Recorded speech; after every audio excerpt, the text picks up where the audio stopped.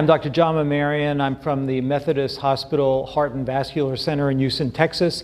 And today I talked about the role of various testing modalities in screening patients with asymptomatic, who are asymptomatic with risk factors for coronary artery disease. We talked about several different types of tests: treadmill testing, myocardial perfusion imaging, and non-contrast CT as a way to evaluate patients at increased risk. And just to go through some of these issues, treadmill testing has its utility, but unfortunately, in many respects, treadmill testing does not identify coronary atherosclerotic disease except at its very late stages, and it certainly doesn't identify early atherosclerotic disease where you might want to impact upon a patient's outcome by doing aggressive treatment. The same thing is true with myocardial perfusion imaging. Although it's an excellent technique at identifying patients at high risk, it turns out that in the asymptomatic population, very few patients who are asymptomatic have positive myocardial perfusion scans. And in that regard, therefore, it is not a very cost-effective manner of evaluating patients. Plus, as with treadmill testing, myocardial perfusion imaging does not identify early disease, which is what you really want to do in a screening technique. On the other hand, coronary artery calcium scoring does identify coronary atherosclerotic disease at its earliest stages, and it's the most effective tool we have to identify early disease before patients develop symptoms. And I might want to also add that there's a tremendous amount of data on the risk stratification of patients with calcium scoring. So if you have a calcium score of 0, you have an extremely low risk of having a cardiac event. And in fact, it has a very long warranty period. So if you look at 2 major studies that have been published, in patients with calcium scores of 0, only about 25% convert at about 6 years to a calcium score above 0. What that means is that if you have a calcium score of 0, not only are you at low risk, but you don't have to have any more testing for a substantial period of time.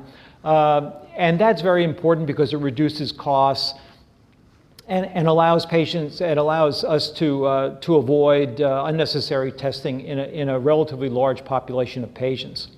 On the converse side, calcium scores can also predict a very high-risk population, even though they may be asymptomatic. And there are several studies now published that if patients have a calcium score, for instance, over 400, they have somewhere between a 15 and 40% risk for having myocardial ischemia based on a myocardial perfusion scan result. And so the guidelines now recommend that in patients with calcium scores over 400, even though they may be asymptomatic, they should undergo functional testing, preferably with myocardial perfusion imaging, to identify who has underlying ischemia. Importantly, that calcium score group over 400 only represents 10% of patients. So you're really screening very few additional patients who have calcium scoring, only that upper 10% who are really at high risk. The other facts that I want to mention about this is that in patients with lower calcium scores, between 1 and 400, certainly those patients, even though they have a low risk of having ischemia, have a high risk of developing complications in the future. And so those kind of patients can be targeted for very aggressive treatment with statins and risk factor modification. And in fact, there are some data to show us, initial studies, to show us that at least in patients with a family history of coronary disease who have a abnormal calcium score, that statin therapy can reduce event rates as compared to placebo alone. And so there are data to demonstrate where calcium scoring can help identify who needs therapy and who doesn't.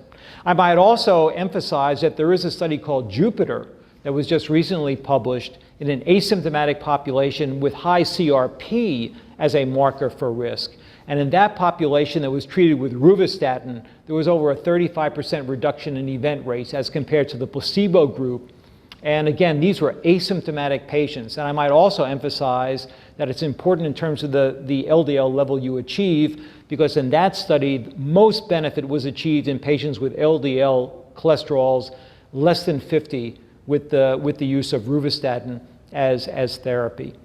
And so, in summary, there are many different tests that we have that can be used to evaluate patients who are asymptomatic. But at this juncture, calcium scoring appears to be the best test we have, and it can help decide who needs medical therapy, who doesn't need medical therapy, and can also further evaluate those that are very high risk with very high calcium scores for having silent myocardial ischemia, which might require additional therapies.